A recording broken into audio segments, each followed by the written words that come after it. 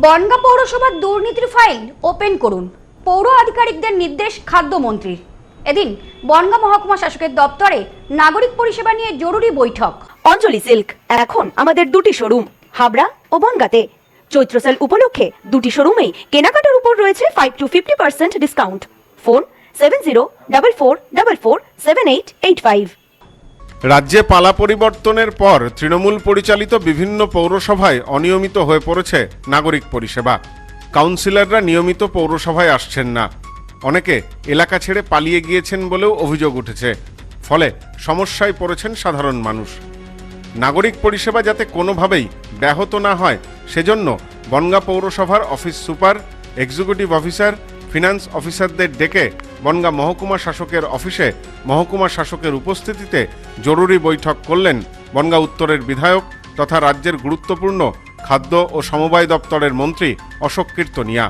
Meeting থেকে গুরুত্বপূর্ণ নির্দেশ দিলেন, বিগত দিনে বনগাঁ পৌর এলাকায় পুকুর কিংবা জলাশয় বুঝিয়ে যে বিল্ডিং হয়েছে তার কাগজপত্র পুনরায় ভেরিফিকেশন করার পাশাপাশি বনগাঁ পৌরসভার সম্পত্তি বেআইনিভাবে ব্যবহার করে অনৈতিক কাজ করা হয়েছে বলে যে অভিযোগ উঠেছে তার ফাইল ওপেন করে দ্রুত ব্যবস্থা গ্রহণেরও নির্দেশ দেন মন্ত্রী। এটা শুধু বনগাঁ থানার সামনে না, বনগাঁ যেখানে যেখানে হয়েছে একটা বনগাঁ থানা দিয়ে চিন্তা ভাবনা করলে হবে না। তো বনগাঁর পরিবেশটাকে চেঞ্জ করে দেওয়া হয়েছে। বনগাঁ যে প্রাকৃতিক যে পরিবেশ আছে সেটা ধ্বংস করা হয়েছে, যেখানে যেখানে ধ্বংস হয় সেখানে তার ব্যবস্থা।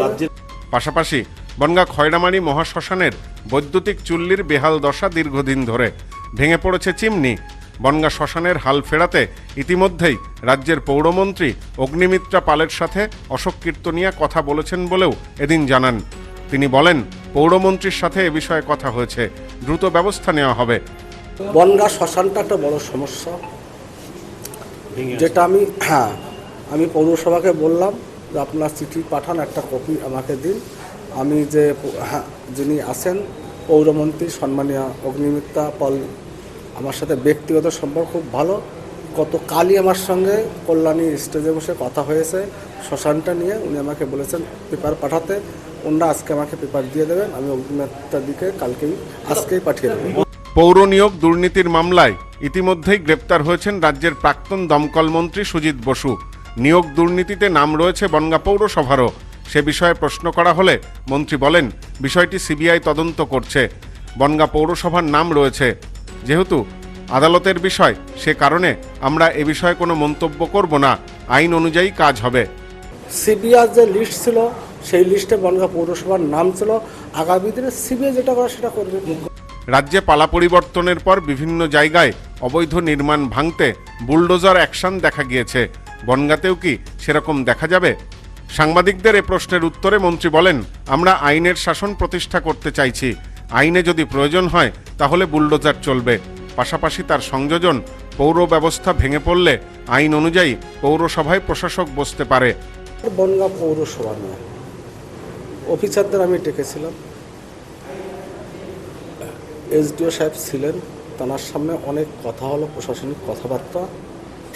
বনগাঁর আমজনতাতে এই মুহূর্তে নাগরিক সুবিধা, পৌর নাগরিক সুবিধা যেটা পাওয়ার কথা সেটা পাচ্ছে না, সেটা দিতে হবে। অনেক কাউন্সিলর পালিয়ে গিয়েছেন, অনেক কাউন্সিলর বনগাঁতে আছেন, ঘরে ঢুকে আছেন, বেরোচ্ছেন না। নাগরিক পৌরসভা পুরো ব্যাহত হচ্ছে। অফিসারকে বললাম, এসডিও সাহেবকে বললাম, সামনে বর্ষা আসছে, যে ড্রেনেজ সিস্টেমটা আছে বনগাঁ জল নিকাশি ব্যবস্থা, যেটা বর্ষার সময় বনগাঁ শহরটা জলের তলায় ছিল একটা অংশ, সেই জলটা যাতে সঠিকভাবে বেরিয়ে যেতে পারে। বিদ্যাধরী যে প্রকল্প, যে নিউ মায়ের আশীর্বাদ guest house and community hall সম্পূর্ণ শীততাপ নিয়ন্ত্রিত, পাবেন অত্যাধুনিক এবং আন্তরিক পরিষেবা, যেখানে রয়েছে একসাথে 250 জনের অনুষ্ঠানের জায়গা, প্রশস্ত এরিয়া, 3টি রাস্তা সহ পার্কিং এর সুব্যবস্থা, অতিথিদের থাকবার জন্য পৃথক ঘরের ব্যবস্থা। বিয়ে সহ যে কোনো অনুষ্ঠানের বুকিং শুরু হয়ে গেছে। এখন বুকিং এর উপর রয়েছে 5% ডিসকাউন্ট। নিউ মায়ের আশীর্বাদ guest house and community hall, বাটামোড়, town মার্কেটের পিছনে। ফোন 9932389693 এবং 9153032873। আপনার আভিজাত্য নিউ মায়ের আশীর্বাদ guest house and community hall.